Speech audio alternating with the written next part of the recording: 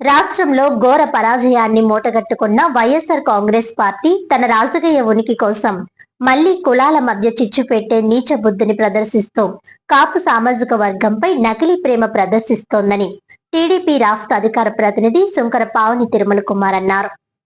ఈ సందర్భంగా ఆమె మాట్లాడుతూ కాపు రిజర్వేషన్లపై జగన్ రెడ్డి మోసం గుర్తులేదా అని అన్నారు. 2019 ఎన్నికల సమయంలో జగ్గంపేట వేదికగా కాపులకు రిజర్వేషన్లు ఇవ్వడం నా చేతుల్లో లేదు, నేను సాధ్యం కాని హామీలు ఇవ్వను అని కాపు జాతిని నట్టేట ముంచిన వ్యక్తి వైఎస్ జగన్మోహన్ రెడ్డి కాదా అని అన్నారు. ఆనాడు జగన్ రెడ్డి కాపుల ప్రయోజనాలను కాలరాస్తుంటే ఈ రోజు ప్రెస్ మీట్లు పెట్టి మాట్లాడుతున్న వైసీపీ కాపు నేతలు ఏ పాతాళంలో దాక్కున్నారని ప్రశ్నించారు. సంక్షేమ పథకాలను నిలిపివేసిన ద్రోహి జగన్ రెడ్డి. గత కూటమి ప్రభుత్వం కాపు యువత భవిష్యత్తు కోసం ప్రవేశపెట్టిన విదేశీ విద్యా దీవెన, స్వయం ఉపాధి రుణాలు, ఈబీసీ రిజర్వేషన్లు, సివిల్ కోచింగ్ వంటి అద్భుతమైన పథకాలను 5 ఏళ్ల పాలనలో తుడిచిపెట్టేసింది వైసీపీ ప్రభుత్వం కాదా అని అన్నారు. కాపు కార్పొరేషన్ కు నిధులు లేకుండా చేసి కేవలం కాగితాలకే పరిమితం చేసిన చరిత్ర జగన్ రెడ్డిది కాదా అని అన్నారు. పవన్ కళ్యాణ్ పై అవాకులు చవాకులు పేలితే కాపు సమాజం ఊరుకోదు.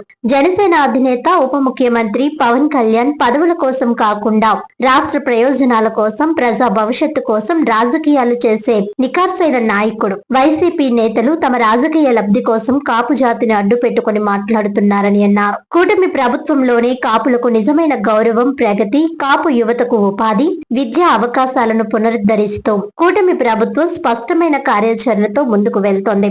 అధికారంలో ఉన్నప్పుడు కాపులను ఓటు బ్యాంక్ గా వాడుకొని అభివృద్ధిని అణిచివేసిన వైసీపీ నేతలకు కాపు సమాజం ఇప్పటికే ఎన్నికల్లో తగిన బుద్ధి చెప్పింది. అయినా బుద్ధి మార్చుకోకుండా సమాజంలో కుల విద్వేషాలు రగిల్చాలని చూస్తే భవిష్యత్తులో వైసీపీ అనే పార్టీకి రాష్ట్రంలో అడ్రస్ లేకుండా చేయడానికి ప్రజలు సిద్ధంగా ఉన్నారని పావని హెచ్చరించారు. నీతి, నిజాయితీ, నిబద్ధతతో కూడిన ముఖ్యమంత్రి నారా చంద్రబాబు నాయుడు, ఉప ముఖ్యమంత్రి పవన్ కళ్యాణ్ నాయకత్వాన్ని రాష్ట్ర ప్రజలందరూ సంపూర్ణంగా విశ్వసిస్తున్నారు. ఇకనైనా మీ వైఎస్ఆర్ కాంగ్రెస్ పార్టీ చేస్తున్నది దిగజారుడు, తప్పుడు విమర్శలు, నకిలీ ప్రేమను, నాటకాలను కట్టిపెట్టండని పావని హితో పలికారు.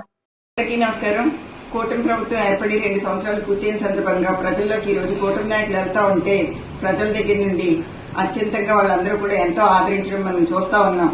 ఎందుకంటే ఈ 2 సంవత్సరాల్లో రాష్ట్రంలో సంక్షేమం, అభివృద్ధి సమపాళ్లలో జరుగుతూ ఉంది.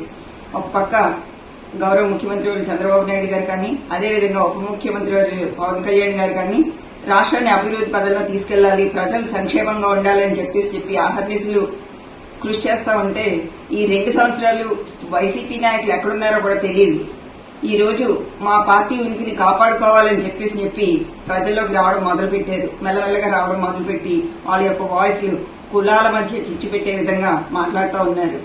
రాజకీయంగా ఉన్నటువంటి వ్యక్తులు, రాజకీయ నాయకులకి కులాలతో సంబంధం ఉండదు.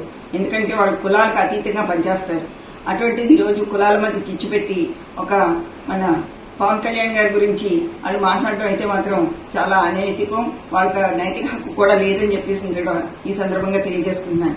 ఎందుకంటే పవన్ కళ్యాణ్ గారు జనసేన పార్టీని స్థాపించి 10 సంవత్సరాలు నిజంగా పార్టీని నిలబెట్టుకున్న విధానం, ఆయన పార్టీ పట్ల కృషి అది చూస్తా ఉంటే నిజంగా ఆయన ఒక మంచి నాయకుడు, ప్రజానాయకుడు అని చెప్పి ప్రజలందరూ కూడా ఆయన్ని అంగీకరించడం పట్ల ఆయన విజయం కూడా ప్రజలందరూ కూడా ఆయనకు అంత మంచి విజయాన్ని ఇవ్వడం చూసి ఓర్వలేక ఈ రోజు కులాల మధ్య చిచ్చు పెట్టే విధంగా 2 నాయకుల్ని టార్గెట్ చేసుకుని మాట్లాడడం అయితే మాత్రం చాలా దురదృష్టం.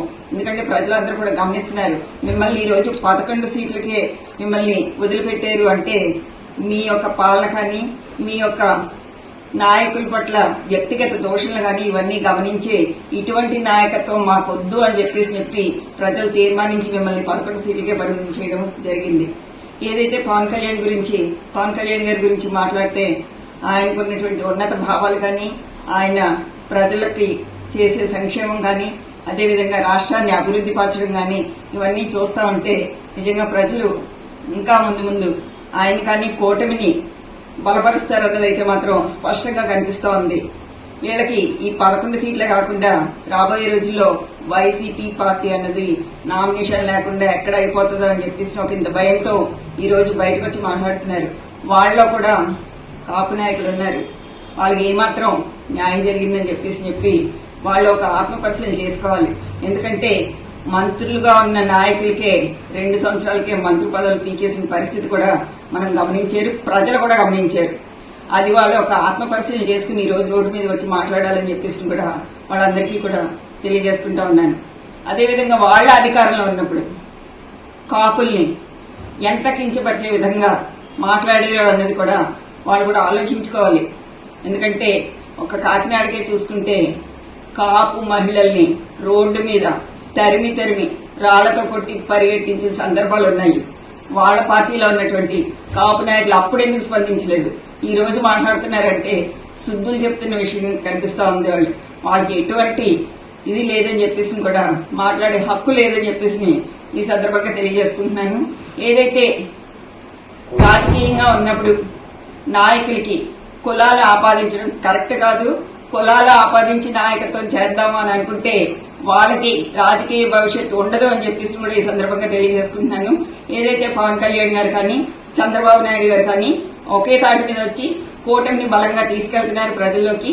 మళ్ళీ 2029 ఎలక్షన్స్ లో కూటమి విజయం సాధిస్తుంది అని చెప్పేసి కూడా ఈ ఏదైతే రోడ్డు మీదకి వచ్చి మాట్లాడుతున్న వైసీపీ నాయకులకి ఇదే సవాల్ చెప్తున్నా. వాళ్ళకి మళ్లీ అధికారంలోకి ప్రజలే రానివ్వరని చెప్పేసి కూడా తెలియజేసుకుంటూ సెలవు తీసుకుంటారు.